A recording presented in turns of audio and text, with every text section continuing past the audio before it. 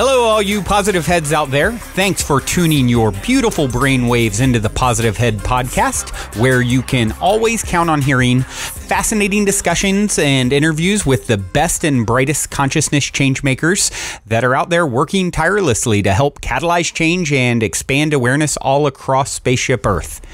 And if you enjoy the Positive Head podcast, please be sure to follow us on iTunes by subscribing there, and also be sure to leave us a good review. In the podcast world, good reviews and subscribers on iTunes really are the holy grail. I mean, the more subscribers and good reviews you get, the more exposure you get. So if you love the show, or even just like it a little bit, please subscribe, give us a good review on iTunes. I assure you the support will be very much appreciated, and I'm confident the good karma gods will rain blessings down upon thee for doing so. Also, if you haven't been over to positivehead.com lately, we have some really cool new things going on. I'm super excited to announce the launch of our new line of t-shirts. Of course, we printed up the typical stuff you'd expect, Positive Head tees with our super cool Flower of Life inspired logo. But we also have some very unique tees that have what we call chemistry quotes written out on them. Now, if you're wondering what the heck a chemistry quote is, well, I won't spoil the surprise, actually. You'll just have to go over to the site, check them out for yourself. All right, all you positive heads out there, on this week's podcast, I have Dede Flemming on the show. Dede is the co-founder of one of the most exciting event production companies on planet Earth right now, the Do Lab. And I'm absolutely thrilled to have the opportunity on this week's episode to pick his brain and see what the heck makes this guy tick. Hello, Dede. Welcome to the show. Thanks, Brandon. Good to be here. Yeah, great to have you. Now, for my listeners out there, if perhaps you've lived in a cave somewhere for the last decade, you just so happen to be tuning into this podcast for the first time after finally getting Wi-Fi access, and you don't know who the Do Lab is. Perhaps at some point a blissed out wanderer strolled by your cave and you heard him talking about attending an amazing music and art festival called Lightning in a Bottle. If so, then you do know the Do Lab because that's their flagship event. But first things first, before we discuss Lightning in a Bottle, why don't we start at the very beginning, Dede? Why don't you give us a little background story, how you guys got started with the Do Lab? Yeah, I mean, it's definitely an interesting beginning. There's no clear, definitive kind of start to the Do Lab because it really started as this organic, liquid art collective / party event company, things like that. Right. The first Lightning in a Bottle predates the Do Lab in that it was a birthday party, in the mountains for maybe 100, 150 people. So when the Do Lab kind of started to take shape, it was, my brothers and Dream Rockwell and myself, just kind of doing other things with our lives, other careers, and just wanting to do something a little more creative. And right. What that was to us at the time was, creating some art installations and going to some warehouse parties and decorating them and making them a little more festive. And then, it turned into larger sculpture type stuff. And then it turned into, going out to Coachella and starting to do our projects out there. And all the while, continuing what Lightning in a Bottle was, and that it was the birthday party. And then we just expanded upon that and did a bigger event, something that we charged money for people to come and enjoy. And, so that we could take some money and reinvest it into the event itself and make it cooler. So that's kind of the beginning. It was all around like 2004-ish. And, it's still the beginning because we're still kind of figuring this thing out. Right. How did you guys come up with the name? We had a loft downtown in the artist district, and in LA. It was one of those places, in downtown LA, and it was just one of those places where people always pop in and say hi and just kind of hang out. And it got to a point where we were just always doing stuff and making things and creating and just, I think we had a TV, but it was just for watching movies every now and then. Like we had so much energy, creative energy. And so people would come over and they'd be like, wow, I'm not just going to hang out and have a beer. Like, we're like, no, if you want to come over, you got to be doing something with us. And somewhere along the way, I think maybe it was Dream came up with the term Do Lab because we were just always doing stuff. Right. That's a great name and makes total sense hearing that. So I actually had a friend a long time ago who had I always think of a friend from many years ago, maybe 2000 or so, that I was in a band and we played with a band all the time called the Collab. And of course, it was based off of Collaborative. So every time I hear of it, I think back to my friends from all those years ago, with the Collab. But yeah, that's great. Now, it's you and several siblings, right? What is that dynamic like? Yeah, it's my two brothers, Jesse and Josh, and myself, along with many other people. But yeah, we've been at this for a while, and working with your siblings is unique. It's funny because a lot of people bring that up, and their first reaction is usually, wow, I could never work with my brother, or I could never work with my sister. We even live together still, which that's my story for up until a few months ago, working together and living together. So I get it. Yeah, so it creates a dynamic where you have ultimate trust and confidence because this is someone that you've spent your whole life with. Sure. And you already know how they're going to react. They know how I'm going to react in certain situations. We just kind of fell into these particular roles that, our strong suits just kind of come out, and we found our natural positions within this thing. And it's great. There's so many positives. Now don't get me wrong, there's always challenges. When you work with your siblings, you're more likely to call each other out on their shit. You're not going to bite your tongue as much as you would if you had a traditional business partner or something. But I think that's healthy too. It really helps stabilize this thing. And it also, I think this is the best thing is that I look back over the last 10 years or so, and there's probably no way that the Do Lab should still be going or Lightning in a Bottle should still be going because of the enormous challenges that we faced over the years. And I think many traditional company partnerships would have crumbled. Just there's too many things that constantly go wrong in this type of business, in this industry, where it's like, you know what, screw it. There's got to be an easier way. And because we're brothers and siblings, we're able to tough it out through those challenging times. And I think that's why we're still here. Yeah, that's makes a lot of sense. And yeah, having attended Lightning in a Bottle for several years, I think the first time I attended was it Temecula or Riverside where you guys were? And I know there were some challenges there. So you definitely have come a long way in the 3 years that I've attended, and it seems like really smoothed out a lot this year. With Lightning in a Bottle. I mean, it was bigger than ever. Seemed to run like a well-oiled machine. How many total people ended up attending? There was throughout the weekend. It was probably about a little more than 20,000 people. How many? How many was that? I'm sorry. A little over 20,000. That's awesome. And it's tough to say because it's a full weekend festival and people coming and going. But it was exciting to have that kind of growth and also have it run so smoothly and so well. Right. It definitely did. It was impressive. It compared to a lot of the other festivals around, it was much larger, but yet, like I said, it really seemed to run like a well-oiled machine. And I know you probably paid a lot of dues to get there. So congratulations on that. It was really impressive this year. And everyone I talked to was so impressed. Thank you. Now, can we expect it to continue to grow, or is it maxed out at that, capacity? I mean, will you be setting up permanent residence in coming years in Bradley, California, where it's been at the last few? It's tough to say if we're going to continue to grow or not. Like we still need to have that conversation. It's not a top priority to just make it bigger and bigger and bigger. It's a top priority to make it better and better and better.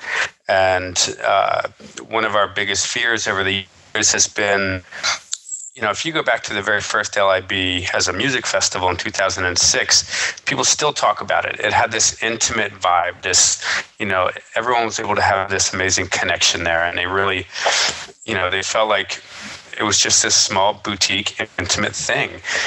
And, right. and I was like, all right, well, we can't lose that vibe and that energy.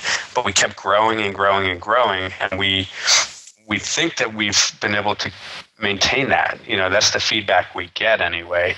And as long as we can keep maintaining that vibe and that closeness that people feel and that intimacy, then, we'll explore growing a little bit. But as far as the long-term home in Bradley, we absolutely plan to make that our long-term home. And we've been building a really good relationship with the community and the parks department and the county in general. And we're feeling really comfortable with where we're at, and we're getting to know them and work with them and partner with them on a lot of things, and it's been fun. And we look forward to hopefully that lake filling up someday and, throwing a festival on a lake that you can actually swim in. Yeah, that's the thing, I guess, because of the drought. For those of you not from California, that has been, I guess, somewhat of an issue there. You're on a lake that's not very lakey. So, yeah. How long has it been that empty? Do you know? It actually was full 2 years ago. And we're having a pretty devastating drought out here, but the lake being empty is an indirect consequence of the drought. There's another lake that they release water from that's bigger, and there was something wrong with the valve or the turbine in that lake, so they couldn't release water, and then they released it from our lake, and that's why it's empty. So it will fill back up. I see. And, good. In time. But that actually, helped us get there. If that lake were full of water, there's a chance that we wouldn't be doing the festival there. Right. So everything happens for a reason. Absolutely. Yeah. That would certainly be, to speak to what you said a moment ago of constantly, not necessarily is growth the number one priority, but making it better. And that would be a really cool addition to have that, to have water as part of the event, and one that you don't have to break your neck trying to create, right? Yeah, absolutely. So, now, as far as you guys' success, obviously you've done really, really well with this event. It gets so much attention and seems more and more every year through all the trials and tribulations. I mean, many people who create such amazing careers for themselves always kind of knew they would do something special from the time they were young. Was there lots of talk of greatness around the Flemming household when you guys were kids? No, there wasn't. I don't necessarily, I don't love the term greatness, because we're creating something that's special and unique, and we're always striving to make it better. But I don't think I would ever call it great. At least I'm not going to call it that. But growing up, I know you have types of people that really push their kids and, really go after or push them to go to law school or become a doctor and become great at what they do. Our childhood and our parents they left us a lot of wiggle room to kind of create our own path. And they were really supportive and guiding us and supporting whatever it is that we chose to do. And I don't know that too many people are going to, encourage their kids to grow up and throw parties. Right, exactly. And that's not what we set out to do when we were little, but there was always this energy and this spirit around our household. And my parents loved to entertain and host and do it in unique ways, in creative ways. And it was just that spirit that we were surrounded by that is what, helped us decide what we want to do and helped shape who we are as, and throwing LIB and pushing the envelope with the Do Lab and structures and creating and not really following rules, but just kind of breaking down barriers as much as we can and pushing the limit. That's what we were surrounded by, and that I think is more of a reflection of what we're doing now. Yeah, it sounds like you had a kind of a platform that enabled you to go any direction that you wanted, and you guys took a very interesting direction from a lot of people's perspective, including mine. So, absolutely, and the support thing is really key. And my parents are still there to this day. They've never missed an LIB. They were at Woogie Weekend. They're just so part cool. of the team now, and it's awesome. Yeah, I think I caught your parents actually giving a talk at one of the LIBs a couple years ago. They hosted. A little bit. I think they were the moderators for the children's panel in the village last year, maybe, or 2 years ago. So that's it. Yep. So how much, of course, I'm sure you hear this question all the time, with Burning Man being sort of the father of all similar festivals and creative events. How did Burning Man influence the creation of Lightning in a Bottle for you? I mean, was it 2006 back when you guys started, had you just been to Burning Man and came away saying, "Oh my gosh, how do we bring this out of the desert," or was it an influence? It was absolutely an influence. I don't think that we ever decided to try and mimic or replicate or duplicate or put on a Burning For sure, Man. There's some definite differences, of course. Yeah, I think the inspiration, Jesse and Josh first went in, probably get this wrong, either 2000 or 2001. I went in 2003. I was still in Pennsylvania back then, and they would always tell me about it, this thing in the desert. And, if you've ever been to Burning Man, you know that you can't explain it to somebody. It is what it is, and you just have to go. And then I first went, explaining a blind man how to see, I think, is what they said on their website once upon a time. Yeah, exactly. But yes, so much inspiration was taken from Burning Man, and a lot of it is, just knowing that you can do whatever you want to do. And I think when you leave Burning Man, you say, man, next year I'm going to do this. And part of the fun of your year is just spitballing these goofy, ridiculous ideas that you want to do, or that someone even did at Burning Man. And so it really busted a lot of barriers for a lot of people, us included. And it was really that validation that's like, all right, well, we can stray even further from this path of normalcy, or, whatever it is that you think you're supposed to be doing, that's shattered. That doesn't matter anymore, because Burning Man just said that I can do whatever I want, and it showed me that. And, and then there's the art. And when you get to be exposed to the art and the artists, and start to explore that and meet these people, and then start to do it yourself, it's a game changer. And it definitely was with us. I assume anyone who's doing something even close to your vein has probably been and was so inspired. I know for me, the first year I went to Burning Man was 2005, and I remember just that very first night very vividly, being just like, the energy was unlike anything I'd ever felt before. And it does have, for people who haven't been to it, it's hard to describe, because it does have such a inspiring energy about it when you have that many creative, open-minded people all getting together. Yeah, it's pretty neat. And you guys have really, captured a lot of that essence with differences. And actually, to speak on that, for those in the listening audience who maybe haven't ever been to a festival like Lightning in a Bottle, how would you describe it? What would you say differentiates a festival like LIB from a typical music festival? If you're going to look at a typical music festival, and I don't even know where they are, what they are anymore, because they're all unique in their own right. But, if you think music festival, you're going to buy your ticket, you're going to go in, you're going to have a stage or two or three with some cool bands or DJs playing, and you're going to race around to see them, and you're going to get your slice of pizza and your beer, and, that's your experience. And it's right there in front of you, and it's on the lineup, and you kind of know what you're going to expect and what you're going to get.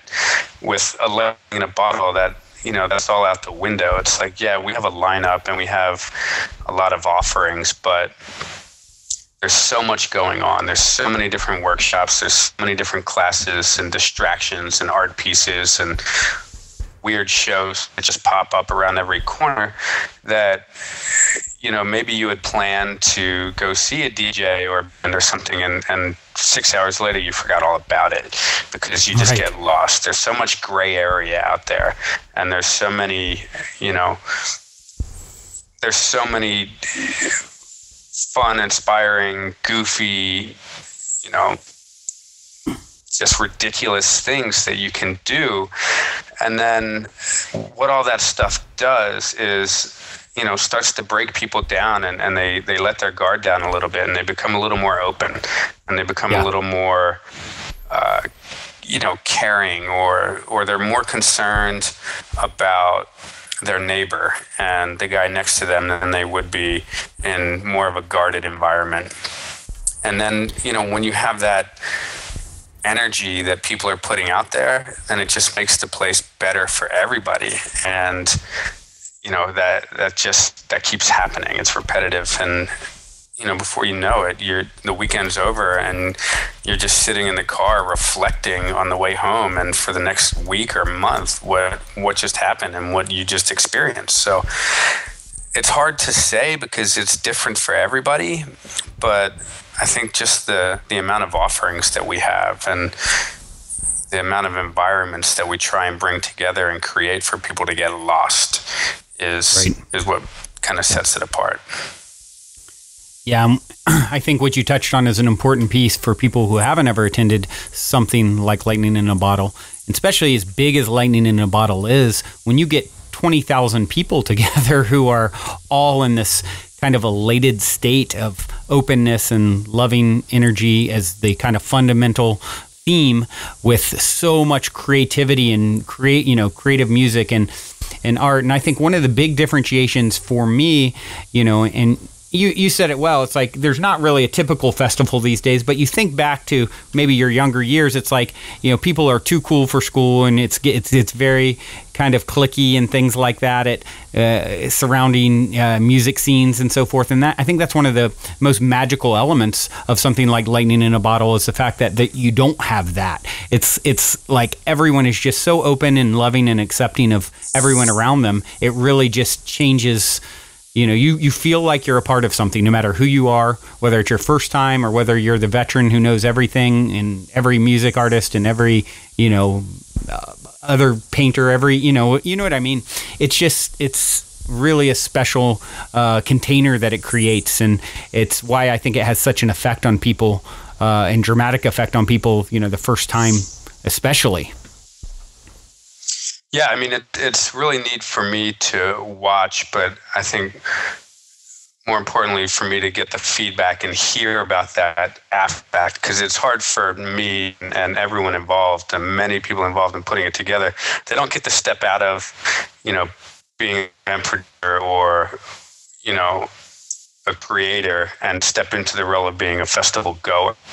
Right. But you do get to read everyone's stories where it is overwhelming how much of the feedback is like how this was someone's first time and how they kind of went in with their guard up a little bit, and they were converted right away because of how many people just welcomed them in, helped them along the way, taught them what they should expect, or help them put their tent up, or they're just so kind and generous right off the bat. And then it just shows people a world that they want to live in, that they're not necessarily going to experience back in reality. Right. Absolutely. Now, how do you guys go about choosing the actual art structures and the artists, and the music? There's so many components. What is your role among all that? And how do you divvy that out? Well, there's a huge team. The Do Lab is a massive team. We have people that have been with us from the beginning, and we have a lot of producers. We have a team that just goes out and selects and picks all of the big art. The art installations, the interactive environments. We have, my brother Jesse. He books all the music and all the lineups for almost all the stages. There's a couple smaller stages that some friends do that as well, and the Grand Artigue, like they kind of book their own stage. Right. The team is huge, and a lot of times we work together on a lot of this stuff, and a lot of times we just we trust that the people that we're working with just have such a good understanding of what LIB is and what we're trying to create, that they run with that. But I don't get focused too much on the creative stuff. I work more in, the logistics, the operations, the politics, I work with all the agencies and the law enforcement and the counties, the fun stuff. And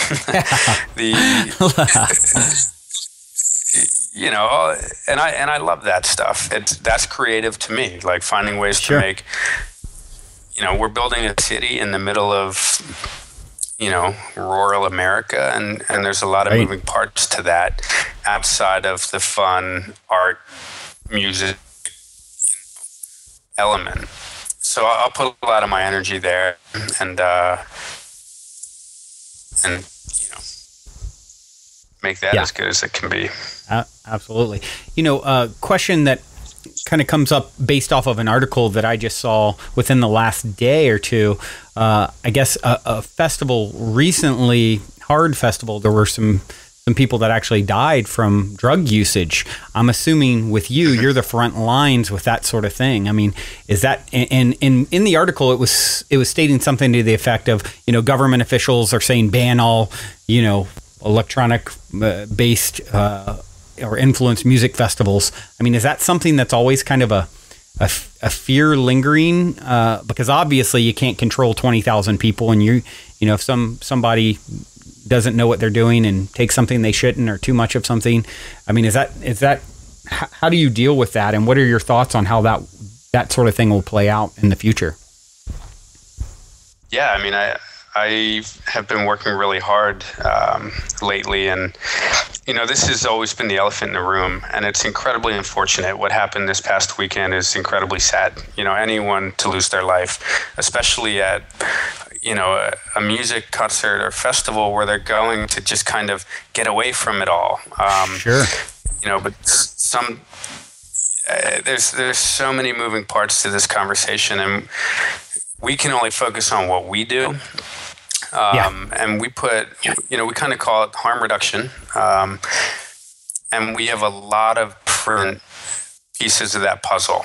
We have a full-time medical staff that's on site, that's massive, from nurses to physicians to EMTs. We have a great working relationship with the sheriff's department and the fire department and the county health department, 911. There's a coordinated effort. Anytime you're doing something this large, you have a huge coordinated effort with all of these different agencies and teams, and you do everything you can to keep people safe that are inside of your event.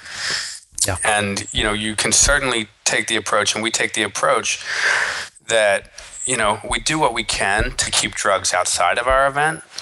But we prepare even more for the drugs that are going to make their way inside the event.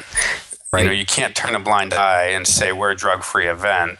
Therefore, we're not going to put a lot of effort into,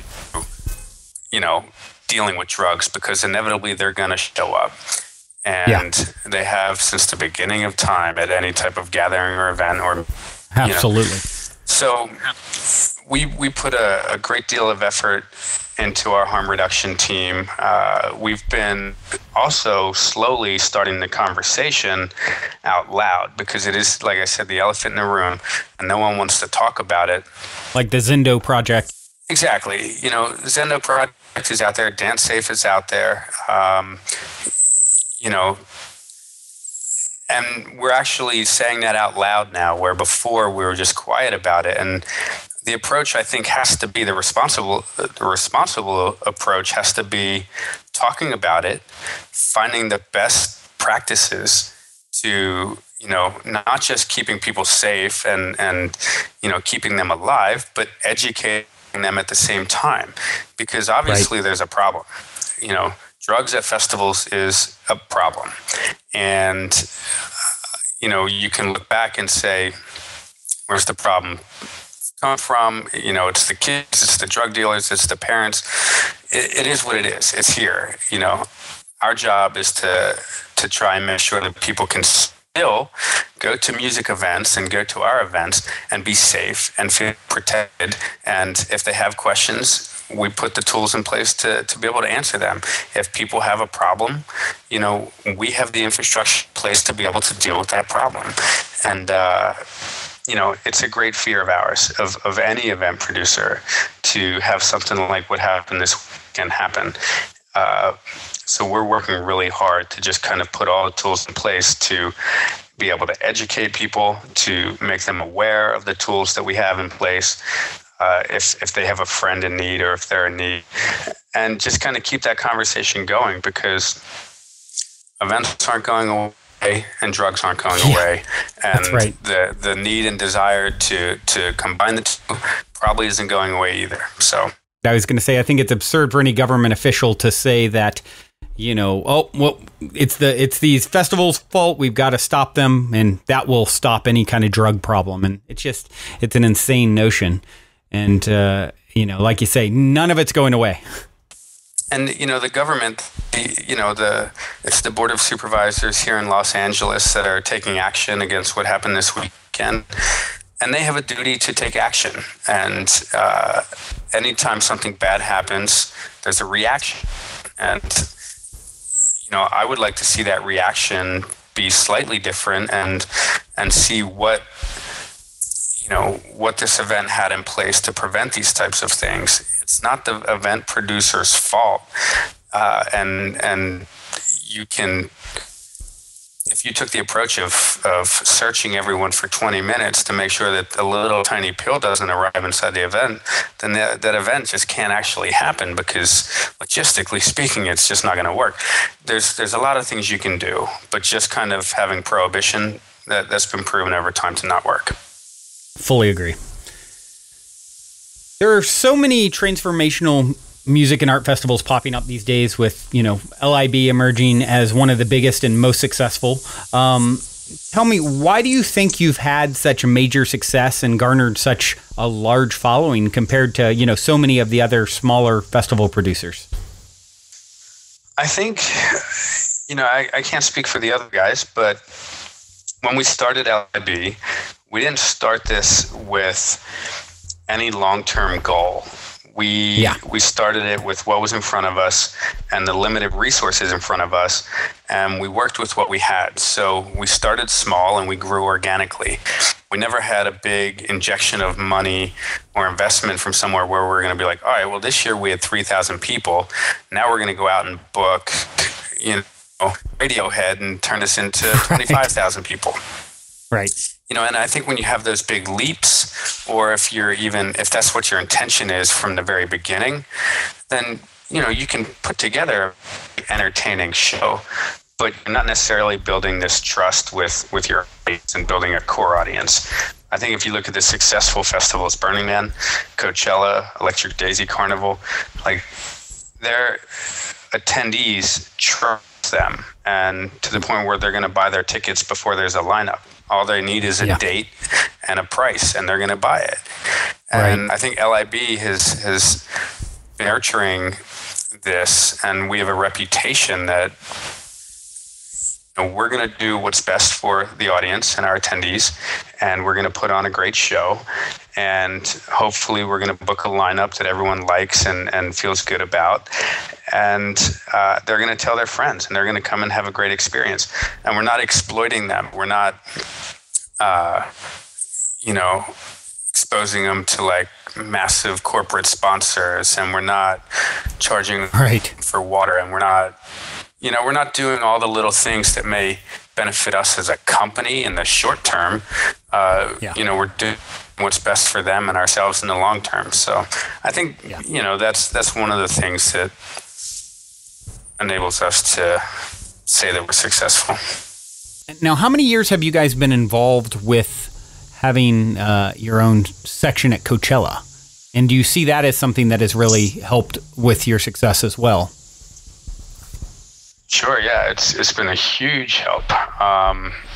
We've now done 11 Coachellas. And oh wow! I didn't realize it was so many.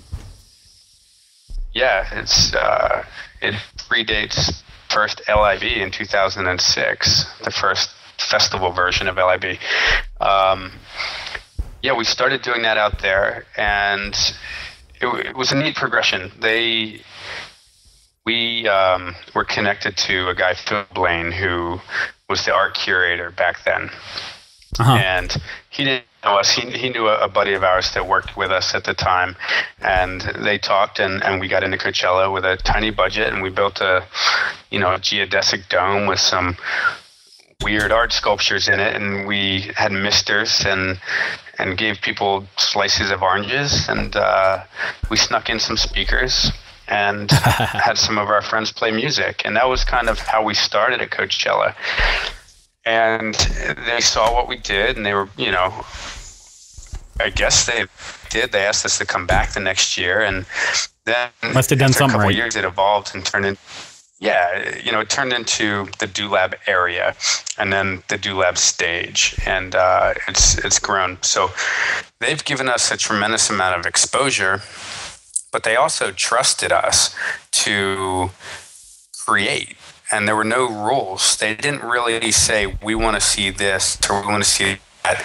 And for many years, they were faceless to us. We didn't actually deal with, we dealt with one person, but we didn't deal with, Paul and Bill Fold and Skip and the guys that are putting this thing on.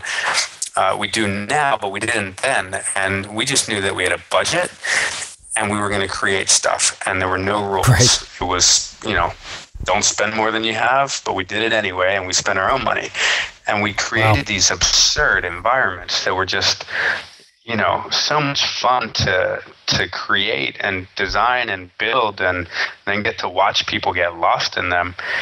And it didn't matter that we were losing money at Coachella every year, because we were creating a brand, and they were really instrumental in allowing us the freedom to find ourselves and find out who we are. So, we give them a lot of credit, and they deserve a lot of credit for helping the Do Lab, find their legs. Yeah.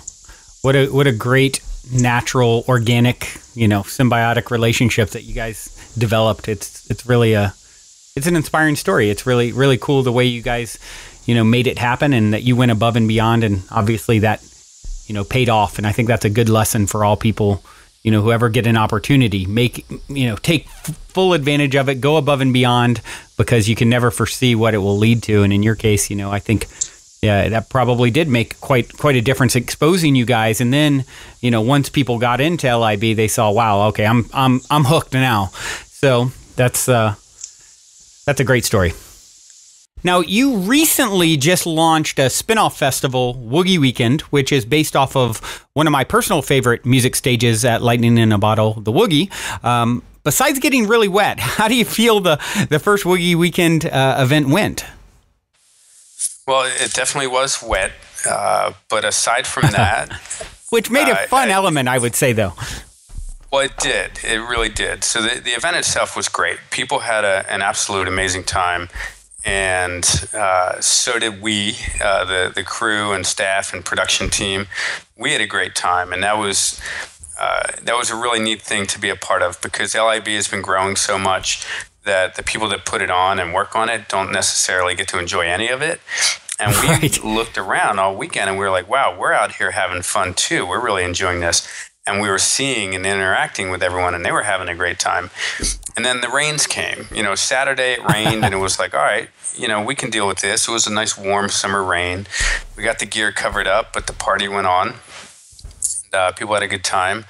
And we were like, all right, thankfully Sunday it dried out, sun came out, and we kind of knew there was some rain in the forecast still, but we were just crossing our fingers. And then boom, the sky opened up. More rain fell. It was unbelievable. To the point where we were just laughing because it was so absurd. One of the beat nest stage, one of the stages literally had water up to my waist behind the stage. We had, all of our gear was, underwater, and porta potties, we had to float them out of there because they were getting, buried in water. It was crazy, but that was one of those magical things that just brings people together. I think people looked around and they were probably like, wow, my tent's fucked, and my stuff's covered in mud. And you can do two things. You can be bummed out and make it ruin your weekend, or you can say, I don't care. The party's still going on, and I'm gonna have a blast. And a lot of the people that stuck around, they probably have memories for a lifetime because of that Sunday night partying in the rain and the mud. So the event was great. We feel good about it. We're a little waterlogged still, but all things considering, people had a great time and we had a good time. Yeah, it was, like you said, it was one of those things. And I remember personally, I lived literally 20 minutes from Irvine where it was at. So, of course, I didn't miss it. And it was one of those things where I had to have that moment. It's like, oh my gosh, I've been to a lot of events and, had a tent set up many, many, many times. And I don't think I've ever been flooded out like that. And I remember getting to that moment where it's just like, screw it, doesn't matter. I'm just going to go have fun and go play in the rain. And for a while, you try to fight it, and it ended up creating just such a great experience once you kind of let go. And I think that's a great lesson for everyone who is a part of it, because here we are in California, the drought, and it was like a monsoon. I mean, it really was insane to see something like that. I don't know when I've seen that much rain near my house. Yeah, and you can't curse it because we need it, and you can't do anything but laugh. And I've experienced those types of rains at festivals, but in Ireland and in London, right, and in New York, but never in California. Like, you just have to laugh at it. Yeah, it really was. It was the timing for there to be so little rain here, and it's like, what are the chances of me having a tent set up in this moment when this comes out of nowhere so aggressly? It was really something. Of us having a festival set up in that moment. Exactly. Yeah. Oh man, yeah. It was just like had to be 100-time fold. What all of us that were just there experiencing it. For you guys, it was definitely had to have that moment of just letting go and laughing, like you said. So I think you made the right. You had to laugh to keep from crying, right? Yeah, absolutely. Now, so is that something? I mean, personally, as someone who went and just experienced it, I would say it was a major success. Can we expect Woogie Weekend to become a new Southern California summertime staple? Yeah, absolutely. That's the plan. Everything we do with the intention of building it into something, in the future. Doing one-off type stuff in this industry and in this world just doesn't really make sense. So it was successful, and we still have a great relationship with that venue, and we definitely plan on doing it again next year. Yeah, that venue was one of the original Lightning in a Bottle location, right? Not the original. It was our home from 2010 through 12. So it was our second location. Our first original home for 3 years was just outside Santa Barbara. Oh, right. Live Oak, right? Exactly, yeah. Yeah, that's a great spot, too. Yeah. Now, will there be other spin-off festivals based around Lightning in a Bottle stages? Is this something that we can expect to see more of? If it feels right, we may try something else. We did joke about, maybe next year doing Woogie Weekend and following it up a week later with, something from the Thunder stage, Cool. more the music vibe. Whether we pull that off or not, who knows? But it could be fun to try in the future. We'll see. Yeah, that would be ambitious, doing 2 in a weekend like that. 2 in a row, 2 weekends in a row. Yeah. What other festivals would you recommend for people out there who maybe have only, some of our listeners who have only been to Lightning in a Bottle, Do-Lab events? What would be one of your favorites? Well, I'd recommend the Dirty Bird Camp Out, which is coming up in October at the same venue. That's Irvine as well, right? Yeah. It is. It's the same venue. But yeah, we're partnering with Dirty Bird, and which is great because we've had so many Dirty Bird DJs playing over the years at our Coachella stage and Lightning in a Bottle. So it's going to be fun to team up with them. But other festivals that maybe LIB-esque that we're big fans of, the Boom Festival in Portugal is definitely one that we love. Yeah, heard about that. Creatively, we've developed a great relationship with those guys that put that on, those guys and gals, and we kind of look at ourselves as sister festivals. Totally different music. They're very heavy in the psytrance, which is tough. I'm not a huge fan of psytrance. I can certainly appreciate it. We can all appreciate it. I follow you on that. It's more about the environment they're creating and the landscape and the art and the spirit and the people. I think those elements to me are more important than the music at any event. I agree. So I agree. Music aside, we look at Boom Festival as just like this can't miss sister festival. So I'd put that at the top of the list. Burning Man, if you've never been, for sure, crazy. Yeah, exactly. You got it. It's where so much of what we enjoy in life comes from at this point. So much inspiration comes from that. Cool. Trying to think. Great recommendations. Secret Garden Party. That's in the UK. Like that's really cool. It's neat. They took that their experience at Burning Man and decided to come back and create something really unique in the UK. Now I'm not going to compare it to Burning Man. It's nothing like Burning Man, but this creative energy and this desire to kind of push the envelope from a creative standpoint is there, and it's a cool, unique festival. Interesting. Yeah, I would love to get the chance to check some of those international festivals out, because I can only imagine that they're just naturally going to bring a different flavor, right? Being in a different country. Yeah, the people, the culture, it's totally different. Yeah, the only thing that I've been to is Envision Festival down in Costa Rica, and that was really cool. But aside from that, I've never been to anything. Yeah, it's a good one too. Yeah. There's so many, Symbiosis coming up in September. Like, they're good friends of ours, and there's a lot of crossover with LIB and Symbiosis, and we'll be out there just running around having fun, because that's what we can go to and let loose with all our friends and not have the responsibility of putting anything on. And how much more do you enjoy it because you've been on the other side of the fence too?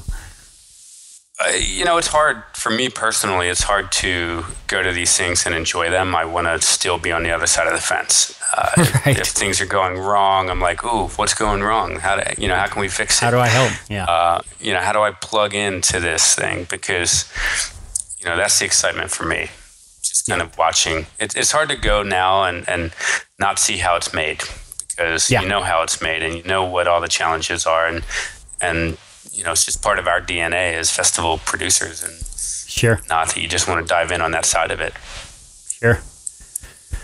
Yeah, when you're born to do something and then it's right there in your face like that, it's hard not to probably follow those urges. So that makes a lot of sense. Within the festival community, you hear a lot of talk about people wanting to create, more permanent infrastructure, permanent village infrastructure, or eco villages, that sort of thing. What is your thoughts or interest level in that sort of thing? It's definitely something that we would love to be able to do. We look at someone like Coachella, and they now have the luxury of owning most of that property out there, and they get to build permanent infrastructure. They get to take the feedback they get from their audience and make permanent, real changes. And we do that in that we get the feedback and we figure out how to make changes, but we put up temporary bridges at LIB. How cool would it be if we could make really cool artistic bridges that are going to stay there forever? How cool would it be to build stages that you just get to build on every year and not have to just take down? The amount of work that goes into our event, any event, is extraordinary. Must be and incredible. Then to set it up, so you set this up and it's only up for 4 days, and then you don't really get to enjoy it, and then all of a sudden everyone leaves and you got to race to take it down.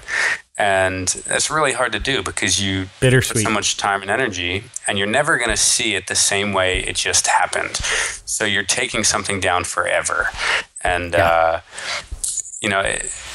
it would be amazing to have a piece of property and build it out, customize it, and just kind of capture that energy instead of having to release it as soon as the event's done. So, but that's not an easy thing to do.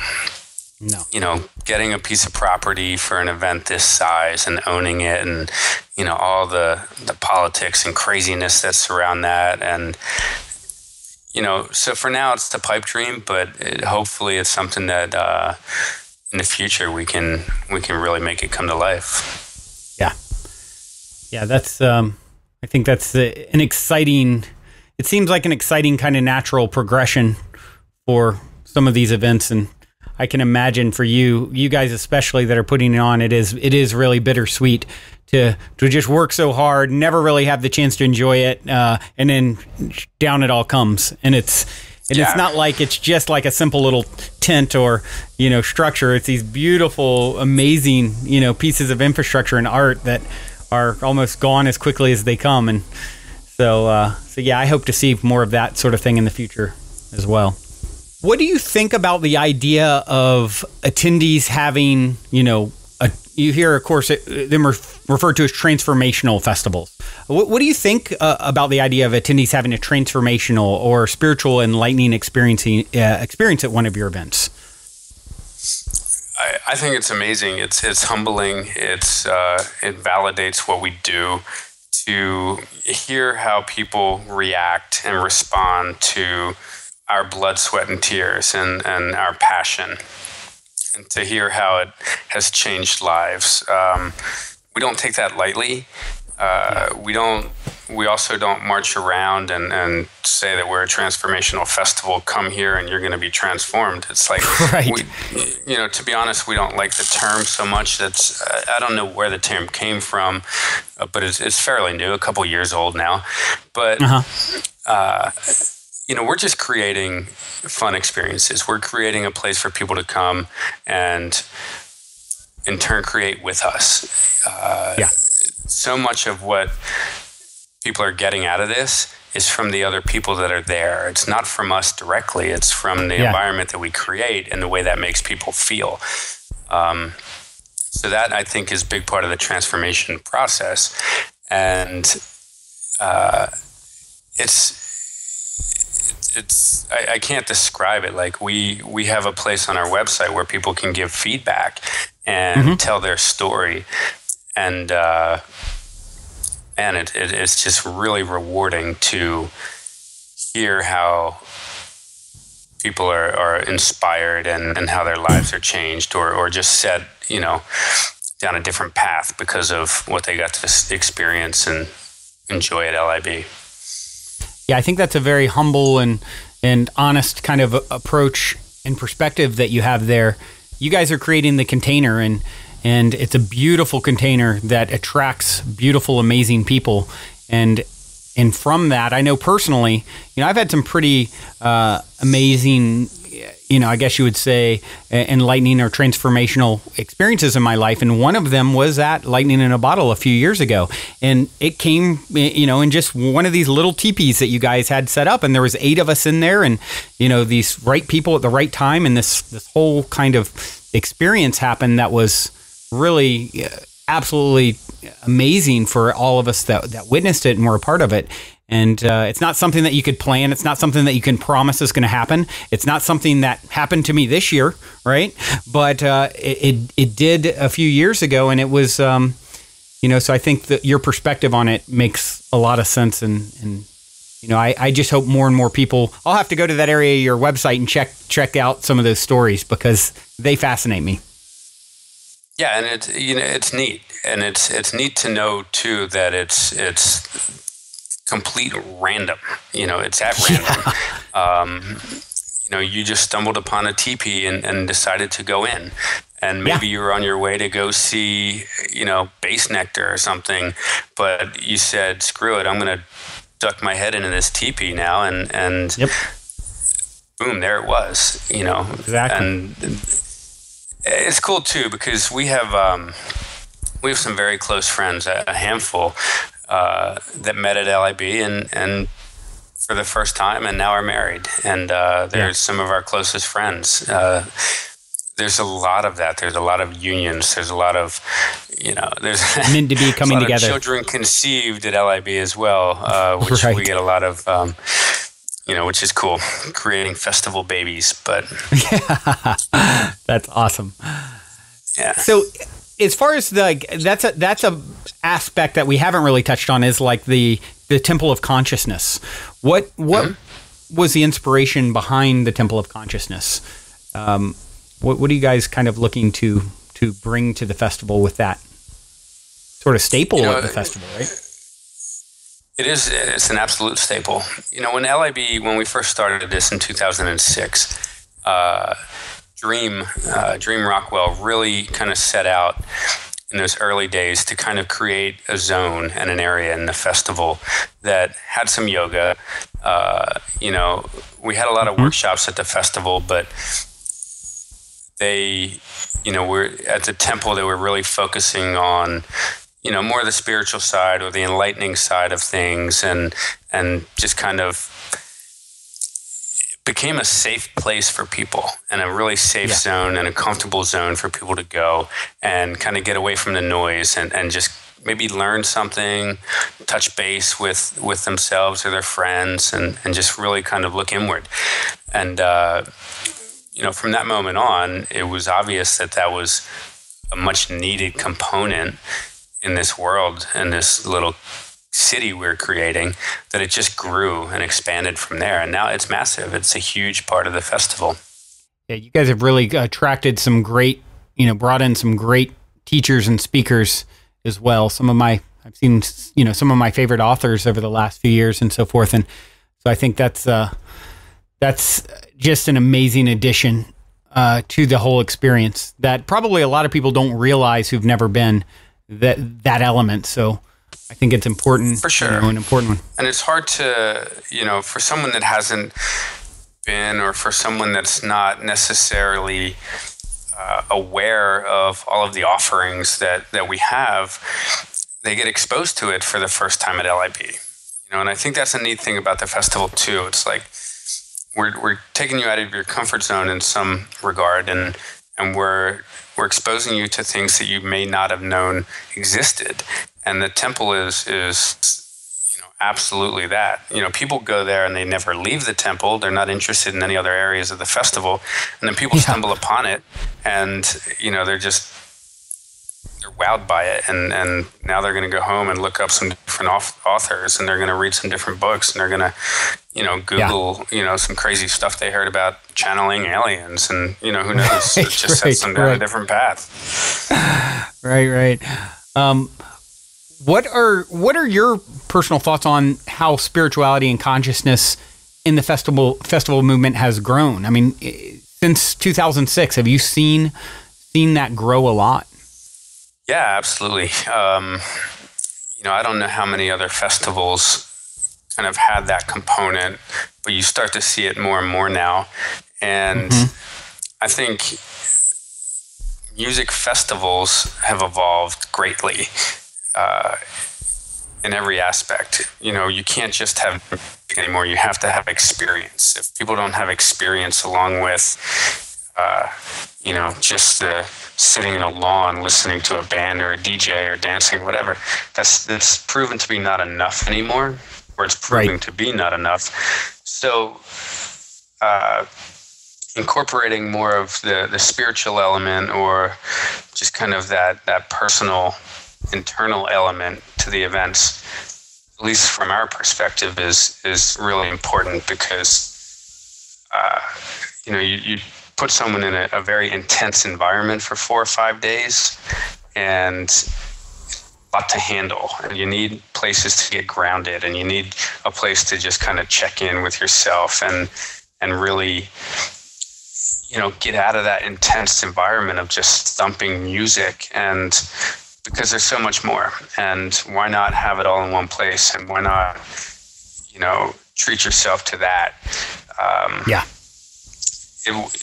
We don't want to just have a limited thing. We want to have just crazy offerings for all walks of life and all types of people. Yeah. And it's not all spiritual. It's a lot of times people look at the temple and just like, oh, it's all spiritual. I don't want to go over there and, be force-fed quinoa or something. It's like, that's not it at all. It's like, there's so much, we have a lot of stuff around tech. We have a lot of stuff around relationships, around, sustainability and gardening and permaculture. And there's so many different things. And it's there's a spiritual component for sure, but by no means is it limited to that. Yeah, that's a great point, because there's a lot of, from cooking classes to, permaculture to everything in between to yoga. There's so much going on, and there's definitely a little bit of something for almost anyone, I would say. So what are your personal thoughts, you as an individual, on God, source, spirituality, consciousness? What are your thoughts on that?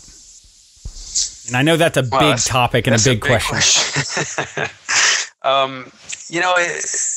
That's a tough one to answer, but, what I look to, I don't look to a particular God, but I look to, the people around me and the community around me, and the energy that's created, and that collective energy, and what can come of that, and how the people can make the world a better place, and how community can make the world a better and stronger place, and friendships and unions, stuff like that. And then there's the personal side of things, where it's like, practicing yoga and meditation, or, things that are important to me, and, self-healing and personal growth through maybe less than traditional means or ways or practices. Holistic means. And by no means do I think that I have anything figured out. It's all a learning process, and I'm learning as much as anybody. It's like, Absolutely. And I'm open-minded, and I'm constantly looking for new ways to explore and learn who I am and where I fit in on this planet. So that's kind of the way I look at it. It's it's such a personal thing. It's hard to kind of express, but totally, it is. It's like I said, we could probably have a whole podcast on that one. But I just, I know there are people out there who have had so many of these amazing experiences at the events that you've thrown. So I figured they would love to hear what your personal thoughts are. So I think you did a good job of giving us a taste of that. So what are the plans for the Do Lab in the future? Are there any other imminent projects we can look forward to? Well, we just did Woogie Weekend, and we're about to do the Dirty Bird Camp Out. So they're two big ones. Absolutely. We've been wanting to start a new event for many years, and through the different challenges that have been thrown at us, we haven't been able to. So I think starting two new ones within a couple of months I'll say that is the future right now. I'd say you're moving. Yeah. Yeah. So this is the future. Come on, man. We want more. We want more. No, what more do you want from us? But no, again, with LIB, we're just going to look to see how we can improve it, make it better, make it more of a permanent fixture up north there, and see what happens with these 2 new events. And we're always brainstorming over here. Like there's some new ideas that we have, and there's some things that we definitely want to do, and we just need the timing to be right, and for a few things to fall into place, and then hopefully we can do them. Stuff that's still percolating in the lab. Yeah, things will never not be percolating. It's good. That's who we are. We're not just sitting back and saying, "Cool, we're comfortable," and this is it. Yeah. Yeah, it doesn't sound like it, and I'm glad to hear it too, because you guys, what you're doing is amazing. If you're stuck on an island, you've been exposed to a lot of artists, a lot of amazing authors, musicians, visual artists. If you were stuck on an island, could take only one visual artist's work, one musical artist's music, one author's books, who would they be? All right. I would say a visual artist. There's an artist named Cryptic that is here in Southern California, and I just love his work. I have it on my wall at home, and I just find myself staring at it endlessly. So maybe that, or maybe his work, or take him with me, and he can just keep entertaining me. Yeah, exactly. Can I take the artist, or do I have to take the artwork? Whatever you prefer. Here. All right. Author, maybe it's cheesy, but Paulo Coelho, big fan of his work. It's just fun journeys, and seems to touch home with a lot of his stories. So maybe him. And what was the other one? A musician? Yeah, and a musician. Okay. That's always a tough one, because it's, dependent upon my mood. But if I'm stuck on an island, I'm feeling a little depressed. I need someone to cheer me up. Or, I could take Bob Marley, and we can just kind of call it an island life. But there you go. Emancipator. He's been a huge favorite of mine for years, and I feel like it's uplifting and inspiring if I'm working, but if I'm down and out, it's also kind of therapeutic, and so maybe his music's one to take with me on an island. Well, I definitely give you, for whatever it's worth, a thumbs up on all your choices. I'm a fan of all of those as well, so those are some good answers. As my audience knows, I always love to pry about a personal story of synchronicity or a serendipity or, something like that that's happened to my guest. Anything good, anything juicy you'd like to share? Yeah, sure. This is LIB related, and I still look back and laugh. And, in 2008, we weren't able to go back to Live Oak, and we just outgrew it, and we couldn't use it anymore. Right. And my brothers and I spent, most of the remainder of 2008 and pretty much all of 2009 scouring California looking for a venue to have LIB. And we weren't having any luck. And in turn, we didn't do the event in 2009, and it was really heartbreaking for us. But sure. I got a tip to go up north, probably a little further than we wanted to, but to this place called Lake San Antonio. And it was from a guy that did some work with us at LIB in the early years, and he said, go take a look at this. I did an event out there, and it might be a good fit. So, we drove all over California for days and days and weekends and just countless hours. And we decided, let's go check out Lake San Antonio. And we got up there. And, took us a while, and we went to this, this part of the shoreline, and there was a little tackle shop there, and we went in and we said, hey, where would you do events around here? We were told to come look at this, and they were like, oh, well, you probably want to go to the North Shore. We were at the South Shore. And we looked around and we looked at the terrain and we, kind of looked at the landscape, and there was no real open flat space, nowhere to do a festival. And the lake was full of water back then. And we asked her how long it was to get there, and she said about 45 minutes. And we said, fuck it. And we jumped back in the car and we drove back to LA. And that was in 2008. So skip ahead to 2014, when we were kind of homeless again and needed a venue.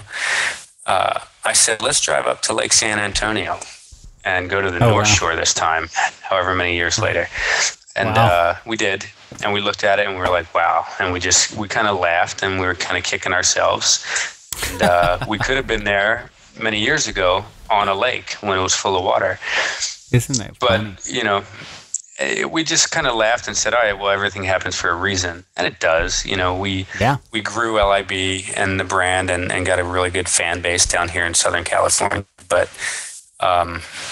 so then there was another little turn to that story in that last August, after we had done our first LIB, we had to drive back to the South Shore, but we drove a different direction.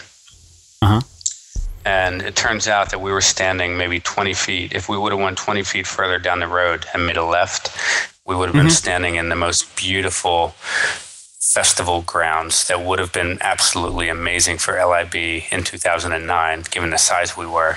Better than probably any venue we've ever been to for that size. And we were 20 feet away from it, and we turned around and we went home. Wow. And to me, that just means that we weren't meant to be there until now.